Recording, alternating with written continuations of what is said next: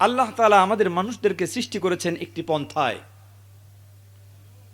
আল্লাহ তাআলা আমাদেরকে দুনিয়াতে এনেছেন আমাদের বাবা মায়ের মাধ্যমে।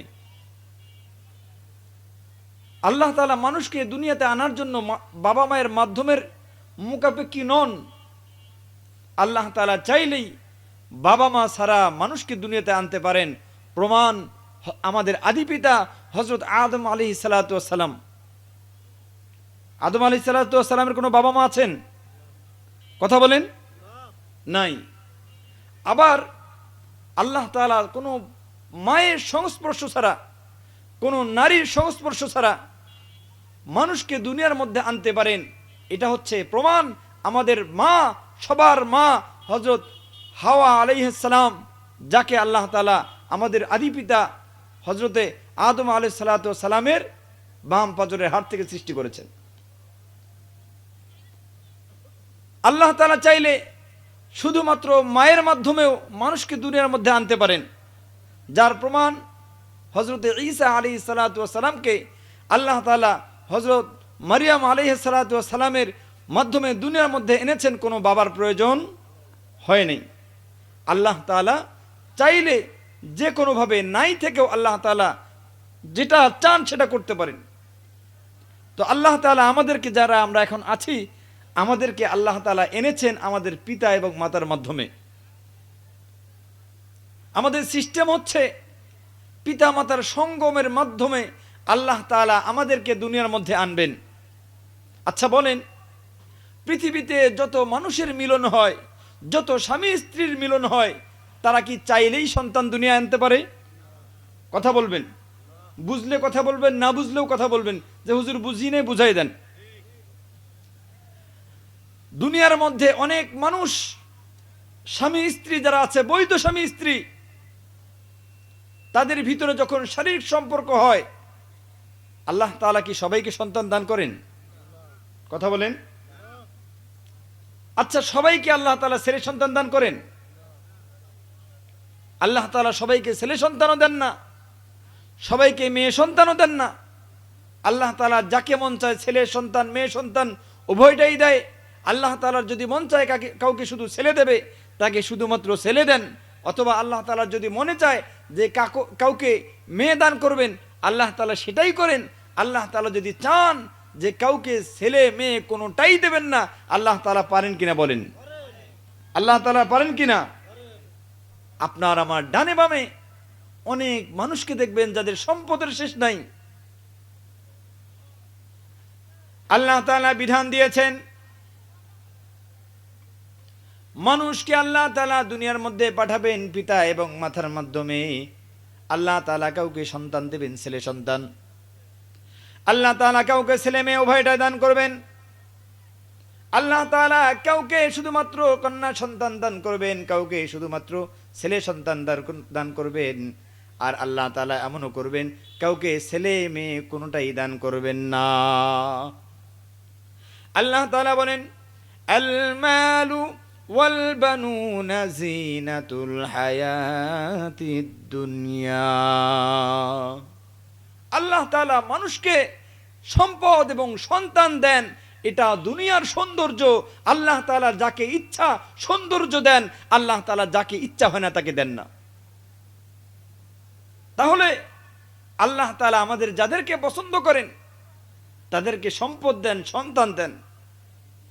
এখন কথা হচ্ছে, আমি শুরুতেই বলেছিলাম, নিয়ামত পাওয়ার পরে যখন আপনি নিয়ামতের শুকরগুজার হবেন, যখন নিয়ামতের শুকরিয়া আদায় করবেন, আল্লাহ তাআলা আপনাকে নিয়ামতটা আরো বাড়ায় দেবেন। লাইন শাকারতুম লাযীদান্নাকুম ওয়া লাইন কাফারতুম ইন্না আযাবি লাশাদীদ। আল্লাহ তাআলা ডাক দিয়া বলেন, ও আমার বান্দারা, আমি তোমাকে যে নিয়ামত দান করেছি, এই নিয়ামত পাওয়ার পরে যখন তুমি আমার নিয়ামতের শুকরগুজার করেছো, যখন তুমি নিয়ামতের শুকরিয়া আদায় করেছো, জেনে নাও আমি তোমাকে যতটুকু নিয়ামত দিয়েছি, এই নিয়ামতের উপরে যখন তুমি শুকরিয়া আদায় করেছো, আমি আল্লাহ তাআলা তার চাইতেও বড় বড় নিয়ামত তোমাকে দান করব। আল্লাহ তাআলা আমাদেরকে সন্তান দিয়েছেন, পিতা মাতার হকের ওয়াজ প্রত্যেকটা মাহফিলের মধ্যে শোনা হয়, কিন্তু সন্তানকে আল্লাহ তাআলা যে দান করলেন, এই সন্তানগুলোকে মানুষের মতো মানুষ করতে হবে। সন্তানগুলোর হক আছে পিতামাতার উপরে। শুধুমাত্র সন্তানের হক এটা নয় তাকে আপনি খাওয়াবেন, সন্তানের শুধুমাত্র হক এটা নয় তাকে আপনি সুন্দর কাপড় কিনে দেবেন, সন্তানের শুধুমাত্র হক এটা নয় আপনি বৈধ অবৈধ পন্থায় সম্পদ অর্জন করে সন্তানের জন্য রেখে যাবেন। এটা আপনার সন্তানের হক নয়। সন্তানের হক শুরু হয় বাবা মায়ের বিবাহের আগ থেকে। কারণ যখন আমরা কোনো একটা জমি চাষ করতে যাই, যখন কোনো জমিনের মধ্যে আমরা চাষাবাদ করতে যাই, ওই জমিনটাকে আমরা সর্বপ্রথম প্রস্তুত করি। আমরা যখন মনে করি আমরা ভালো কোনো ধানের চাষ করব, সর্বপ্রথম আমরা ভালো বীজের ব্যবস্থা করি। ভালো বীজের যখন ব্যবস্থা হয়ে যায়, আমার 10 বিঘা 15 বিঘা 20 বিঘা সম্পত্তি আছে, কিন্তু ভালো বীজ যেখানে সেখানে রোপণ করা যাবে না। আমি তখন চেষ্টা করি সবচাইতে ভালো জমি যেটা আছে ওই জমির মধ্যে এই ধানকে রোপণ করার জন্য, যাতে করে ওই জায়গা থেকে ভালো ফসল আসে, আমার বীজ যেন নষ্ট না হয়।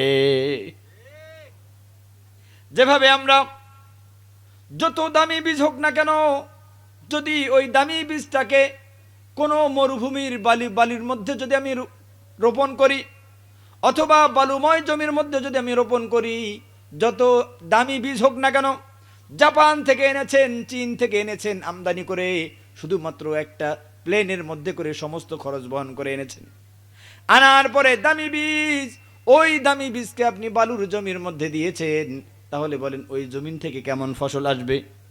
যদি বীজ সামান্য পরিমাণে যদি তার মধ্যে মানের কিছুটা কমতিও থাকে, তাকে যদি আপনি ভালো জমিনের মধ্যে রোপণ করেন, তারপরে ভালোভাবে যদি তাকে আপনি পরিচর্যা করেন, মান যদিও একটু পরিমাণে খারাপ হয়, ভালো জমির কারণে দেখবেন ভালো ফসল আসবে, কোনো সন্দেহ নাই।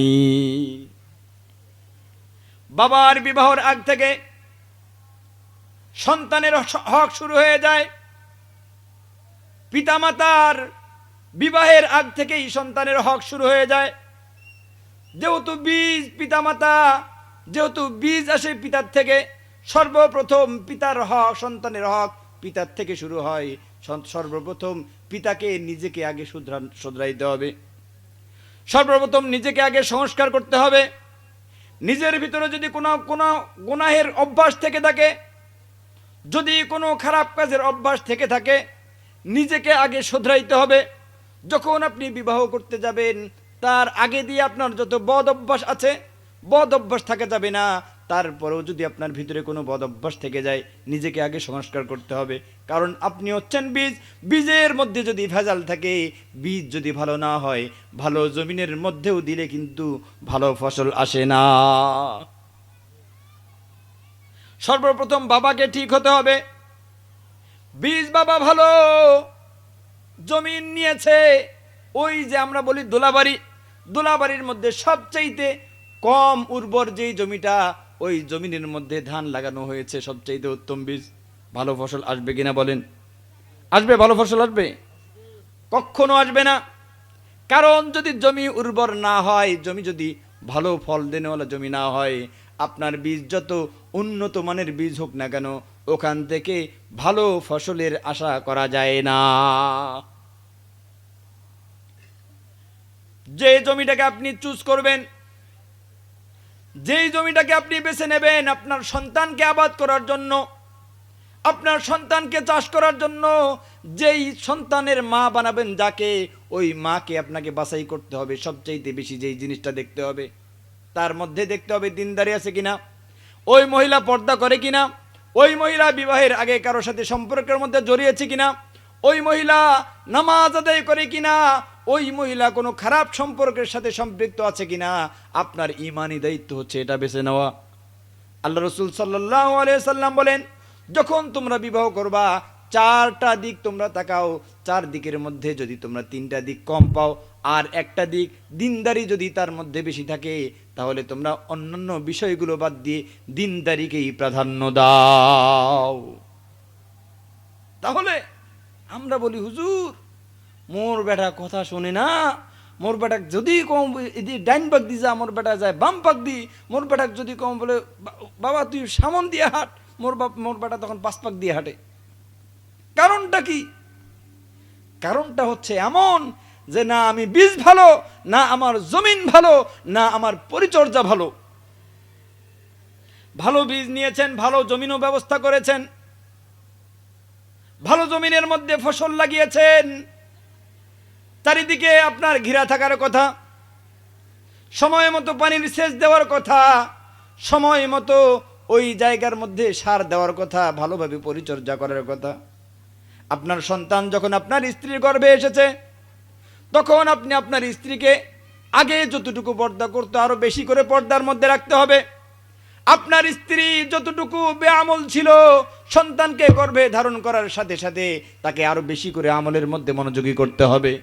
যদি কোনো সময় নামাজ মিস করে থাকে, যদি কোনো সময় ভুলক্রমে নামাজ মিস করেছে, ওই সময় যেই সময় আপনার সন্তান তার গর্ভের মধ্যে আছে, আপনাকে সতর্ক থাকতে হবে যাতে করে তার 1 ওয়াক্ত নামাজ পর্যন্ত তার কাজা না হয়।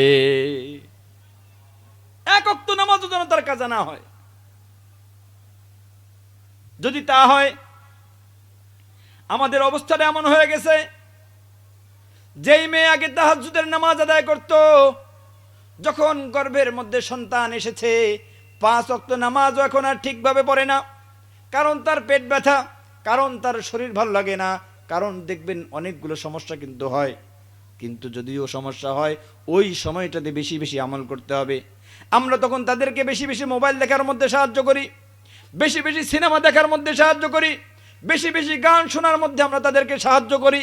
আমরা মোবাইলের মধ্যে, কম্পিউটারের মধ্যে গিয়ে তাদেরকে মোবাইলের মধ্যে কিছু হিন্দি সিনেমা তাদেরকে আপলোড করে এনে দেই, ডাউনলোড করে এনে দেই, যাতে করে তারা দেখতে পারে আর সময় কাটিয়ে দিতে পারে। আমরা তাদের কষ্ট এভাবে নিবারণ করার চেষ্টা করি। যখন এই সমস্ত খারাপ জিনিস দেখা অবস্থায় আমার কন্যা সন্তান দুনিয়ার মধ্যে আসে, আমার ছেলে সন্তান যখন দুনিয়ার মধ্যে আসে, এই সমস্ত সন্তানরা যখন দুনিয়ার মধ্যে আসে, আর তাদের ওই নৈতিক আর উন্নতি হয় না, তাদের নৈতিক অবক্ষয় তারা মায়ের পেট থেকেই নিয়ে আসে। বলবেন যে হুজুর এটা কিভাবে সম্ভব? মায়ের গর্ভের মধ্যে যখন সন্তান থাকে, ডাক্তাররা পরামর্শ দেয় মাকে ভালো ভালো খাবার আপনি খাওয়ান, মাকে বেশি দুশ্চিন্তা করতে দেবেন না, মায়ের সাথে অসদাচরণ করবেন না, ভারী ভারী কাজগুলো করতে দেবেন না। কেন কেন ডাক্তাররা এগুলো কথা বলে? কারণ ডাক্তাররা জানে মায়ের যেমন মন মানসিকতা থাকবে, মা যেভাবে চলবে, এর প্রভাব 100% তার সন্তানের উপরে পড়বে।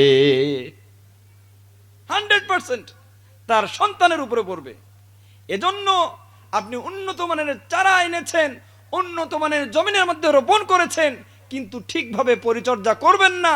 আপনি মনে করবেন যে আমি যেহেতু উন্নত মানের বীজ এনেছি আর জমি দিয়েছি, আমার কোনো পরিচর্যা লাগবে না, 3 মাস পরে যাব আমি ওখান থেকে ফসল কেটে নিয়ে আসবো।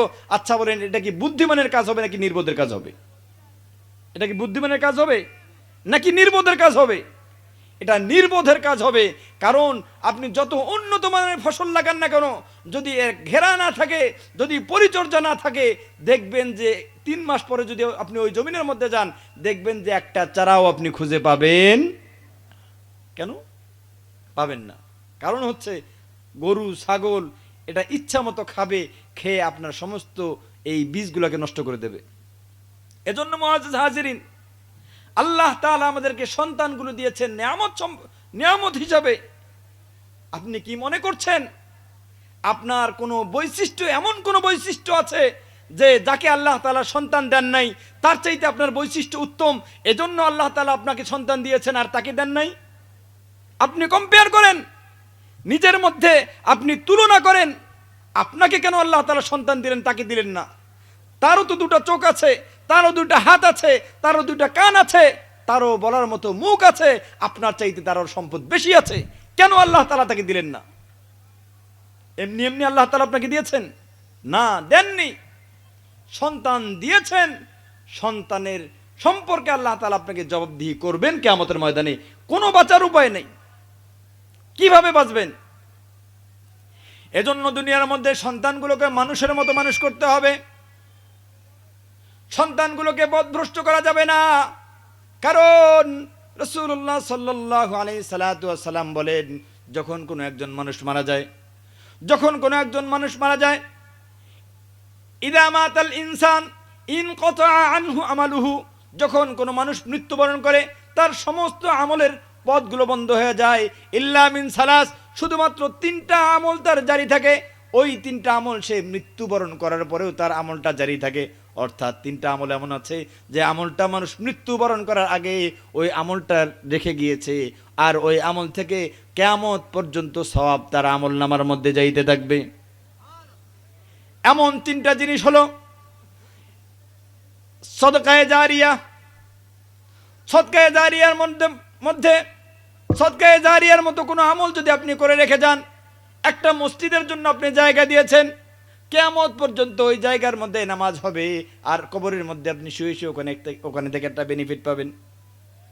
আপনি একটা এমন ইলম শিক্ষা করেছেন, দ্বীনি ইলম আপনি শিক্ষা করেছেন, একটা ইলম আপনি শিক্ষা অর্জন করেছেন, একটা উপকারী একটা ইলম আপনি শিক্ষা অর্জন করেছেন। ওই ইলমটাকে আপনি সমাজের মধ্যে শিক্ষা দিয়েছেন। আপনি নিজে কোরআন শিখেছেন, নিজে সুন্নাহ শিখেছেন, নিজে হাদিস শিখেছেন। আপনি আপনার ছাত্রদেরকে শিখিয়েছেন, ছাত্ররা তার ছাত্রকে শিখিয়েছে। এইভাবে বংশ পরম্পরায় চলতে থাকবে, প্রজন্ম বাই প্রজন্ম চলতে থাকবে।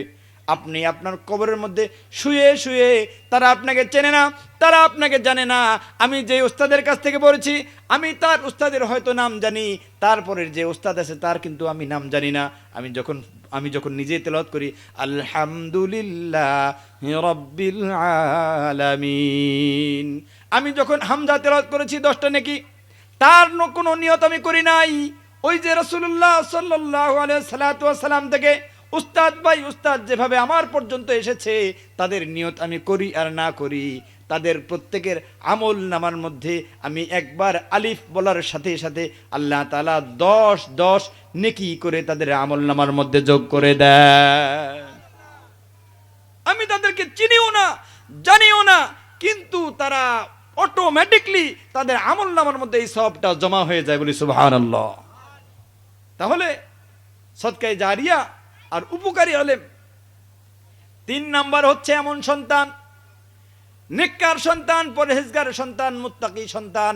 এমন সন্তানকে আপনি দুনিয়ার মধ্যে রেখে গিয়েছেন, যে সন্তান নামাজ কখনো মিস করে না, দান সদকা করতে কখনো কুণ্ঠাবোধ করে না, কখনো দ্বিধাবোধ করে না, যেই সন্তান মানুষের হক নষ্ট করে না, যেই সন্তান আপনার জন্য সব সময় হাত তুলে দোয়া করে। আপনি কবরে চলে গেছেন, সে তার নাতিদেরকে শিক্ষা দেয় যে না, এমন করলে চলবে না।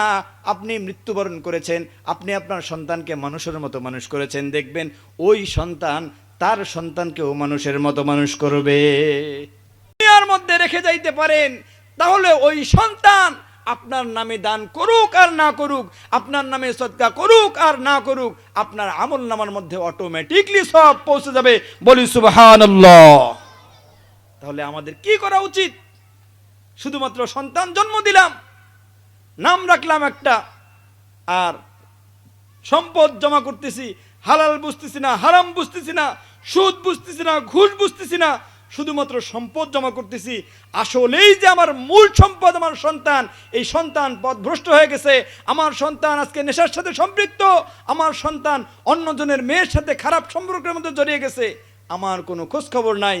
মনে রাখবেন যে কিয়ামতের ময়দানে এই সন্তান আল্লাহ তাআলার সামনে আমার নামে নালিশ দায়ের করবে, আর আল্লাহ তাআলাকে বলবে, মালিক, যেই পিতামাতার মাধ্যমে আমি দুনিয়াতে গিয়েছি তাদেরকে আনা হোক, তাদেরকে আগে জাহান্নামের মধ্যে নিক্ষেপ করা হোক, তাদের গর্দানের উপরে পা দিয়ে তারপরে আমি জাহান্নামে যাব, বলি নাউজুবিল্লাহ।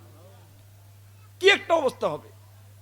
যেই সন্তানের যদি সামান্য পরিমাণে জ্বর হয়, সারা রাত সন্তানের পাশে বসে থাকে মা।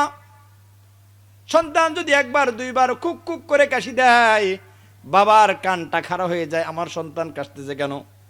অথচ আমার সন্তান যখন পানিতে নামতেছে, আমার মনে হচ্ছে ঠান্ডা লাগবে, সন্তানকে আমি পানিতে নামতে দেই না। অথচ রাসূলুল্লাহ সাল্লাল্লাহু আলাইহি সাল্লাম বলেন, তোমার সন্তান 7 বছর বয়স যখন হয়, সাথে সাথে ওই সময় থেকে তুমি তাকে নামাজের তাগিদ দাও। কিন্তু আমরা কি করি, 7 বছর কেন 27 বছর থেকে 27 বছর 37 বছর হয়ে গেছে, আমি নিজেও নামাজ আদায় করি না, আর আমার সন্তানকেও নামাজের কথা আমি বলি না।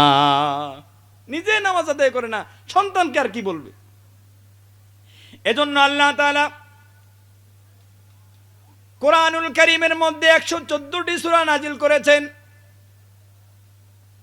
অসংখ্য নবীকে আল্লাহ তাআলা দুনিয়ার মধ্যে পাঠিয়েছেন, যার কোনো সংখ্যা, নির্দিষ্ট কোনো সংখ্যা নাই।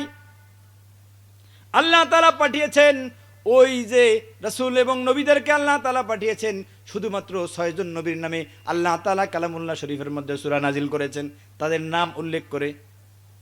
2 জন ব্যক্তি এমন আছে যারা নবীও না রাসূলও না, তাদের নাম দিয়েও আল্লাহ তাআলা পবিত্র কালামুল্লাহ শরীফের মধ্যে 2টা সূরা নাজিল করেছেন।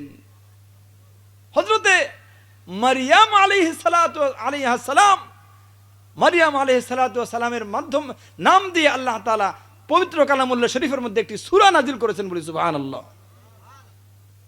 আরেকজন ব্যক্তি হচ্ছে পুরুষদের মধ্যে একজন, নারীদের মধ্যে একজন। নারীদের মধ্যে হযরত মারইয়াম আলাইহিস সালাম, আর পুরুষদের মধ্যে হযরত লোকমান হাকিম আলাইহিস সালাম। উনি নবী ছিলেন কিনা, উনি রাসূল ছিলেন কিনা, এতে মতভেদ আছে। তবে অধিকাংশের মত হচ্ছে যে না, তিনি নবী ছিলেন না, তিনি পয়গম্বর ছিলেন না, বড় আল্লাহওয়ালা বুজুর্গ ব্যক্তি ছিলেন।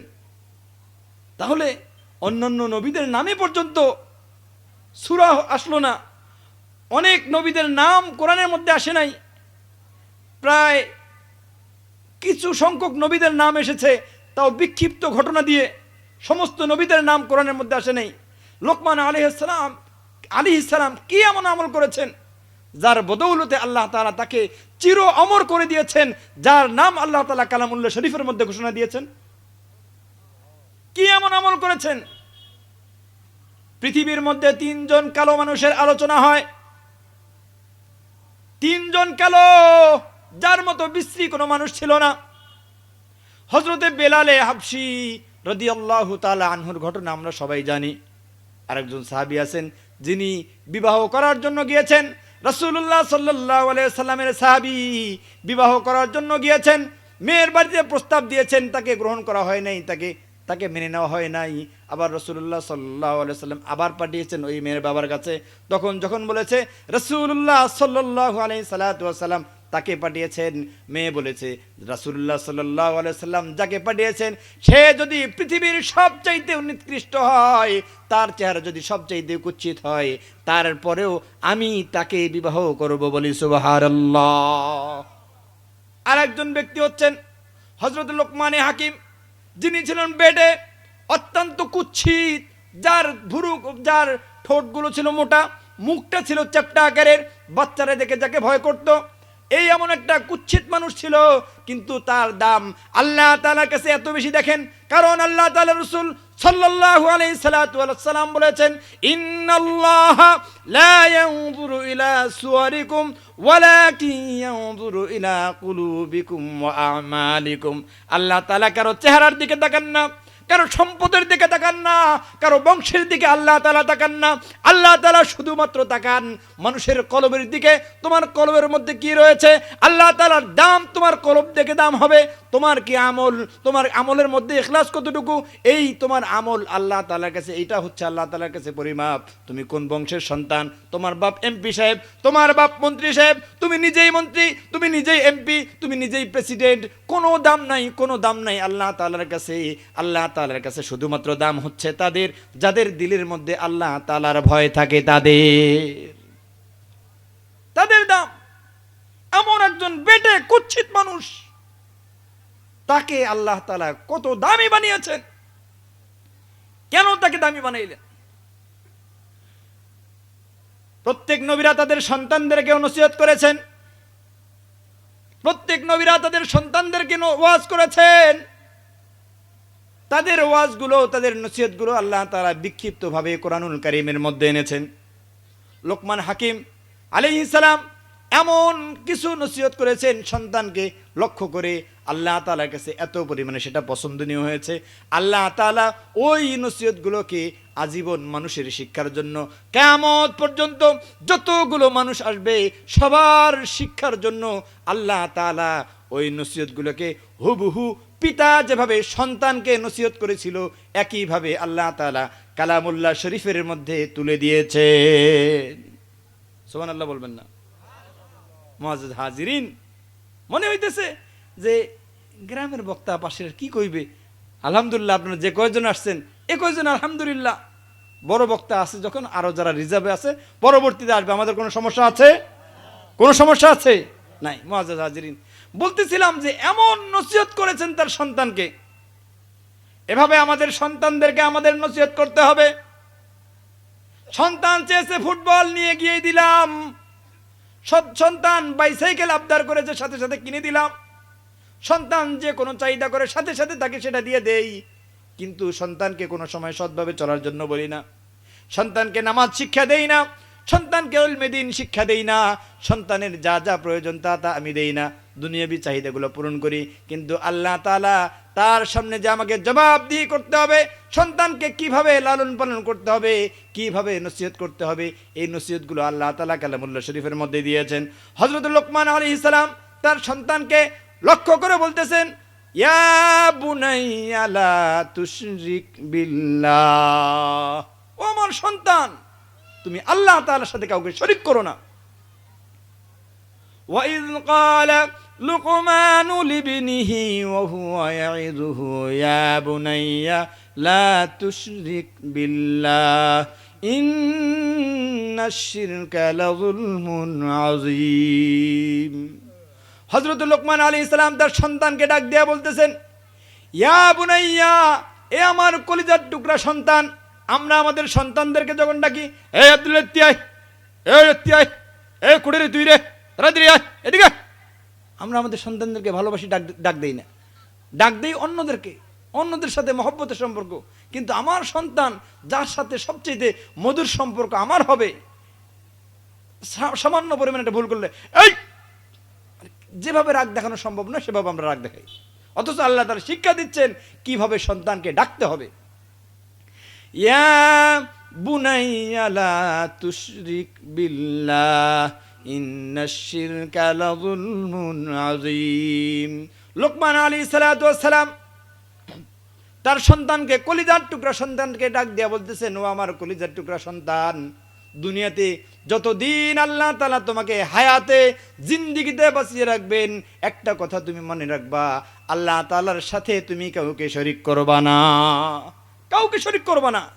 আল্লাহ তাআলার সমকক্ষ, আল্লাহ তাআলার পাওয়ারের সাথে পাওয়ার মিলিয়ে কাউকে তুমি কথা বলবা না। কেন? ইন্না শিরকা লাযুলমুন আযীম। এক নম্বরের উপদেশ, তুমি আল্লাহ তাআলার সাথে শিরক করবা না, শরীক করবা না, কারণ এর মতো বড় জুলুম আর কোনোটা নাই। জুলুম কি?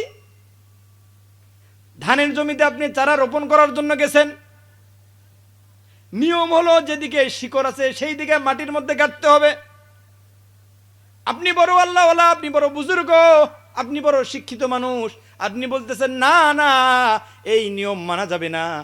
অনেক দিন থেকে এই নিয়ম মানা হচ্ছে, আজকে আমি একটা নতুন ফর্মুলা দিলাম। ফর্মুলা কি?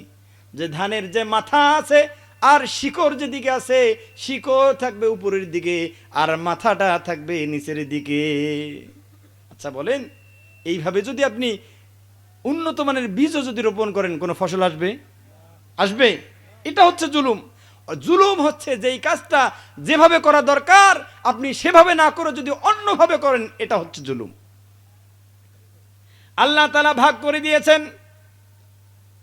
বাবার যদি 2 বিঘা সম্পত্তি থাকে, একজন ভাই 2 জন মেয়ে, আল্লাহ তাআলার বন্টন হচ্ছে, ছেলে যদি পায় 1 টাকা, মেয়ে পাবে 8 আনা। আল্লাহ তাআলার বিধান অনুযায়ী ভাই পাবে 1 বিঘা আর 2 বোন মিলে পাবে 1 বিঘা। কিন্তু আপনি বলতেছেন না না, এটা কেমন করে হয়? আমি আমার বাবার ছেলে, আমার বাবা আমার জন্য জমি রেখে গিয়েছে, আমার বোনেরা আমার বাড়িতে আসবে, দাওয়াত খাবে, তাদেরকে জমি নিতে হবে না? যদি বোনের অধিকার যদি বোন বুঝে নেয়, বোন যদি তার জমি নিজে লিখে নেয়, আপনি এমন কঠোর হয়ে যান, এমন কঠোর হয়ে যান, ওই বোনের মুখ পর্যন্ত আপনি কোনোদিন দেখতে চান না, এত পরিমাণে আপনি কঠোর হয়ে যান। অথচ বিধান দিয়েছেন কে? কে দিয়েছেন বিধান? আল্লাহ তাআলা দিয়েছেন।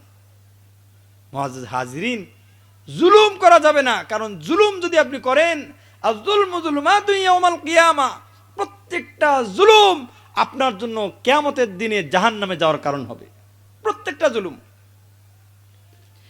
এজন্য আমরা আমাদের সন্তানদেরকে বলবো তো যে বাবা শিরক করা যাবে না, বলবো তো, ইন্নাল্লাহা লা ইয়াগফিরু আন ইউশরাকা বিহি ওয়া ইয়াগফিরু মা দুনা যালিক। আল্লাহ তাআলার বান্দারা, দুনিয়ার মধ্যে যতদিন আছো, যতদিন তুমি বসবাস করো, আল্লাহ তাআলার সাথে যদি তুমি শিরিক না করো, অন্য কোনো গুনাহ করে ফেলেছো, বড় বড় মারাত্মক গুনাহ তুমি করেছো, হকুল ইবাদ নষ্ট করো নাই, কিন্তু আল্লাহ তাআলার অনেকগুলো হক তুমি নষ্ট করেছো, কোনোদিনও নামাজ আদায় করো নাই, সারা জীবন মূর্তি পূজা করেছো, আল্লাহ তাআলার সাথে তুমি শরিক করেছো, মৃত্যুর আগে আল্লাহ তাআলার কাছে তওবা যদি তুমি করো, আল্লাহ তাআলা তোমার সব কিছু মাফ করে দেবেন। কিন্তু তুমি যদি ঈমানদার হওয়ার পরেও যদি আল্লাহ তাআলার সাথে কাউকে তুমি শরিক করো, আল্লাহ তাআলা তোমার এই গুনাহকে ক্ষমা করবেন না। আল্লাহ তাআলা শিরিকের গুনাহকে ক্ষমা করবেন না। এজন্য মুআজ্জাজ হাজিরিন, আমরা কিন্তু মনে করি আমার জমি আমাকে খাওয়ায়, আমার যদি জমি না থাকতো তাহলে আমি না খাওয়া মরতাম, আমার ছেলেকে যদি আমি বিদেশে না পাঠাইতাম, আমার ছেলে যদি আমার জন্য টাকা না পাঠাইতো, তাহলে মনে হয় আমি না খেয়ে মরতাম, আমার যদি আজকে চাকরি না থাকতো তাহলে আমি না খেয়ে মরতাম। অথচ খাওয়ানোর মালিক কে? ওয়ামা মিন দাব্বাতিন ফিল আরদি ইল্লা আলাল্লাহি রিজকুহা। আল্লাহ তাআলা ডাক দিয়া বলেন, পৃথিবীর মানুষ যতগুলো মাখলুককে আমি আল্লাহ তাআলা সৃষ্টি করেছি, সমস্ত মাখলুকের রিজিকের জিম্মাদারি আমি আল্লাহ তাআলার হাতের মধ্যে রয়েছে। আচ্ছা, তিমি মাছ কি চাকরি করে বলেন? হাতি কি চাকরি করে? সিংহ, যার খাবার, প্রধান খাবার হচ্ছে গোশত, আমাদের 1 কেজি গোশত কিনতে গেলে 700-800 টাকা লাগে, মুরগির গোশত 150 টাকা, তাও ব্রয়লার মুরগি কিনতে আমাদের 150 টাকা লাগে। আর বনের মধ্যে এই যে বাঘ, এতগুলো বাঘ বসবাস করতেছে, হিংস্র জানোয়ার বসবাস করতেছে, তাদের কয় টাকা কেজিতে তারা গোশত কিনে খায় বলেন? আল্লাহ তাআলা তাদেরকে না খাওয়ায় রাখছেন? বলেন, আল্লাহ তাআলা তাদেরকে না খাওয়ায় রাখছেন? আল্লাহ তাআলা তাদেরকেও খাওয়াচ্ছেন। তার মানে এটা হচ্ছে যে আল্লাহ তাআলা আপনার কোনো কিছুর মাধ্যম দিয়ে খাওয়ানোর জন্য আল্লাহ তাআলার কোনো প্রয়োজন নাই, মাধ্যমের প্রয়োজন নাই। আল্লাহ তাআলা চাইলে মাধ্যম ছাড়াও খাওয়াইতে পারেন। এজন্য মুআজ্জাজ হাজিরিন, আল্লাহ তাআলার একটা নিজাম আছে যে আম গাছ থেকে আম হবে, কাঁঠাল গাছ থেকে কাঁঠাল হবে, পেয়ারা গাছ থেকে পেয়ারা হবে, লিচু গাছ থেকে লিচু হবে। এটা আল্লাহ তাআলার একটা নিজাম। এজন্য আমরা যদি আম গাছ থেকে কাঁঠাল আশা করি আর কাঁঠাল গাছ থেকে যদি পেয়ারা আশা করি, এটা আমাদের উচিত হবে না। কিন্তু আল্লাহ তাআলা পারেন কিনা? আল্লাহ তাআলা পারেন। এবারে লোকমান হাকিম তার সন্তানকে 2 নাম্বার নসিহত করতেছে, ওয়াসাইনাল ইনসানা বিওয়ালিদাইহি হামালাতহু উম্মুহু ওয়াহনান আলা ওয়াহনিন ওয়া ফিসালুহু ফি আমাইনি আনিশকুরলি ওয়ালিওয়ালিদাইক ইলাইয়াল মাসির। আল্লাহ তাআলার সাথে শিরিক করবা না, 2 নম্বরের নসিহত হচ্ছে।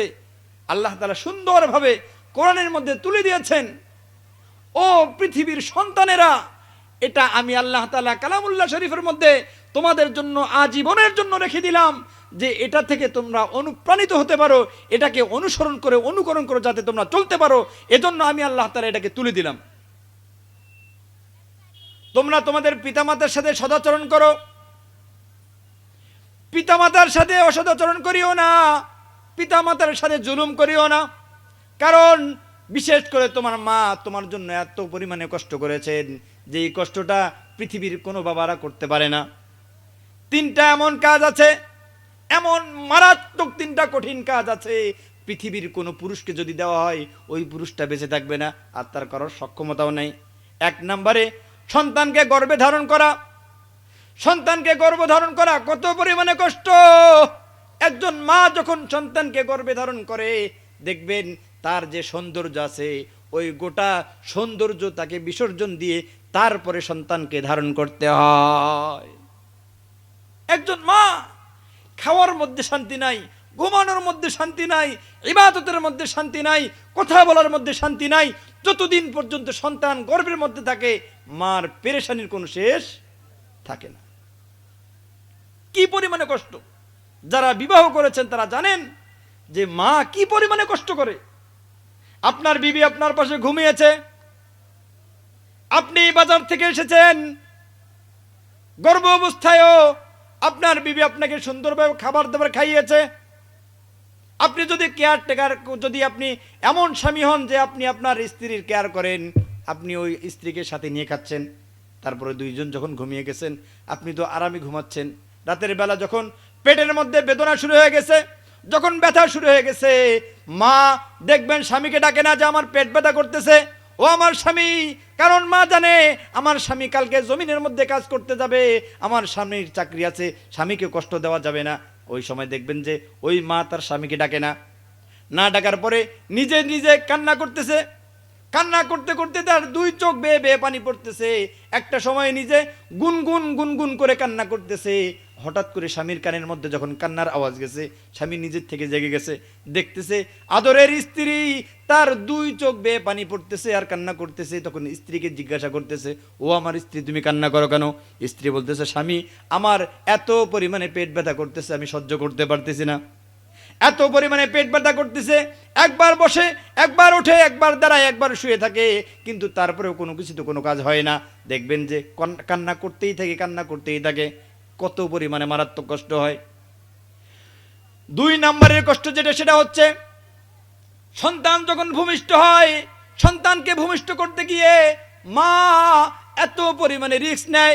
তার বলা হয়েছে যে একটা মানুষের শরীরের মধ্যে যতগুলো হাড্ডি আছে, সমস্ত হাড্ডিগুলোকে একসাথে ভাঙলে যত পরিমাণে ব্যথা হবে, যত পরিমাণে বেদনা হবে, মায়ের যখন সন্তান ভূমিষ্ঠ হয় তার প্রত্যেকবার এক একবার যখন চাপ আসে, প্রত্যেকবার তার একইভাবে ব্যথা হতে থাকে। কি পরিমাণে কষ্ট, কি পরিমাণে কষ্ট! এজন্য আল্লাহ তাআলা বলে দিয়েছেন, ওয়াকাদা রাব্বুকা আল্লা তা'বুদু ইল্লা ইয়াহু ওয়া বিল ওয়ালিদাইনি ইহসানা। আল্লাহ তাআলা বলে দিয়েছেন, ও আমার পৃথিবীর বান্দারা শোনো, আমার ইবাদত করার পরে, আমার গোলামি করার পরে পৃথিবীর মধ্যে তোমার জন্য সর্বপ্রথম দায়িত্ব হচ্ছে তুমি তোমার পিতা মাতার সাথে সদাচরণ করো, পিতা মাতার সাথে নাফরমানি করো না। কে বলেছেন? কে বলে দিয়েছেন? তাহলে আমরা কি পিতামাতার সাথে নাফরমানি করব? পিতামাতার সাথে নাফরমানি করব বলেন? মুআজ্জাজ হাজিরিন, পিতামাতা কত বড় দামি। রিজার রব্বি বিরিজাল ওয়ালিদাইন।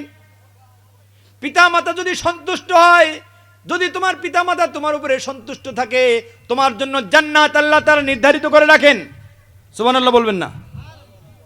যদি তোমার পিতামাতার অবস্থা এমন, গরিবের, অশিক্ষিত, সমাজের অশিক্ষিত, মূর্খ, একদম কোনো কিছু বোঝে না, এমন ব্যক্তি তোমার বাবা, এমন ব্যক্তি তোমার মা, তুমি পৃথিবীর সবচেয়ে বড় শিক্ষিত মানুষ, তারপরেও যদি তুমি শিক্ষিত হও, তুমি সবচেয়ে আমলওয়ালা ব্যক্তি যদি হও, সবচেয়ে বুজুর্গ ব্যক্তি যদি তুমি হও, ওই যে তোমার মা আছে অশিক্ষিত, মূর্খ, কোনো কিছু বোঝে না, কানা মানুষ, চোখে দেখে না, ওই মা যদি তোমার প্রতি অসন্তুষ্ট হয়, আল্লাহ তাআলার জান্নাত তোমার জন্য হারাম হয়ে যায়। আর ওই মা যদি তোমার প্রতি সন্তুষ্ট হয়, ওই মা যখন তোমার প্রতি সন্তুষ্ট হয়, আল্লাহ তাআলার জান্নাত তোমার জন্য ওয়াজিব হয়ে যায়। আর আল্লাহ তাআলার কাছে এমনভাবে সেই নসিহতগুলো পছন্দ হয়েছিল যে আল্লাহ তাআলা পুঙ্খানুপুঙ্খ রূপে আনেওয়ালা বান্দাদের জন্য, উম্মতের জন্য সেটাকে পবিত্র কালামুল্লাহ শরীফের মধ্যে লিপিবদ্ধ করে দিয়েছেন। লোকমান আলাইহিস সালাতু ওয়াস সালাম বলেন, ইয়া বুনাইয়া, 3 নম্বরে নসিহত করতেছেন, ইয়া বুনাইয়া ইন্নাহা ইন তাকু মিসকালা হাববাতিন মিন খারদালিন ফাতাকুন ফি সাখরাতিন আও ফিস সামাওয়াতি আও ফিল আরদি ইয়াতি বিহাল্লাহ। সন্তানকে তাকওয়া শিক্ষা দিচ্ছেন, যে আমার সন্তান, কলিজার টুকরা সন্তান, তুমি যদি সরিষা দানা পরিমাণও যদি নেক আমল করো, আর সরিষা দানা পরিমাণও যদি তুমি বদ আমল করো, আর এটাকে যদি তুমি আসমান জমিনের কোনো জায়গার মধ্যে, এমন পাথর বেষ্টিত রুমের মধ্যেও যদি হয়, জমিনের নিচেও যদি হয়, এটাকে যদি সংরক্ষিত করে রাখা হয়, আল্লাহ তাআলা এটাকেও একত্রিত করবেন। তাহলে তুমি যখন গুনাহ করবা, চিন্তা করো কোন জায়গার মধ্যে তুমি গিয়ে গুনাহ করবা। আমরা যখন কোনো গোপন ঘরের মধ্যে গিয়ে গুনাহ করি, রাতের অন্ধকারে কেউ আমাদেরকে দেখে না, রাতের অন্ধকারে কম্বল মুড়ি দিয়ে, লেপ মুড়ি দিয়ে যখন আমরা গুনাহের কাজগুলো করি, আমাদের মায়েরা কিন্তু দেখে না, আমাদের বাবারা কিন্তু দেখে না। আমার মা দেখে না, কারণ হচ্ছে তার পাওয়ার নাই, তার চোখ ওই কম্বলের ভিতর দিয়ে কাজ করবে না। আমার বাবা দেখে না, কারণ আমার বাবা আমার সাথে নাই। কিন্তু আমি যত মানুষ আছে সবাইকে যদি ফাঁকিবাজি করতে পারি, সবার সাথে যদি আমি ফাঁকিবাজি করতে পারি, গোটা মখলুককে যদি আমি ফাঁকি দিতে পারি, কার কাছে ফাঁকি দেওয়া যাবে না? তিনি কে? আল্লাহ তাআলার কাছে কোনো ফাঁকিবাজি চলবে না। আমি যেখানে গিয়েই গুনাহ করি, সেটা যদি 7 তবক মাটির নিচে গিয়েও হয়, ওখানেও যদি আমি ছোট থেকে ছোট কোনো গুনাহ করি, এটাও আল্লাহ তাআলার ক্যামেরার মধ্যে ধারণ করা হয়। আর যদি ছোট থেকে ছোট কোনো আমলও যদি আমি করি, এটাও আল্লাহ তাআলার ক্যামেরার মধ্যে ধারণ করা হয়। তো মুআজ্জাজ হাজিরিন, আমার বড় ভাই বসে আছেন, এখন নসিহত ছিল 10টা, তার মধ্যে আমি কেবল 3টা বললাম। ইয়া বুনাইয়া আকিমিস সালাহ, তার সন্তানকে বলতেছে, আমার সন্তান তুমি নামাজ কায়েম করো, নামাজ কায়েম করো। নামাজ ব্যতীত কেউ কোনোদিন প্রকৃত মুমিন হতে পারে না। তো যতটুকু বললাম, ভাই বড় ভাই পাশে বসে আছে, বড় ভাইকে পাশে বসিয়ে রেখে এটা অপমান করার মতো।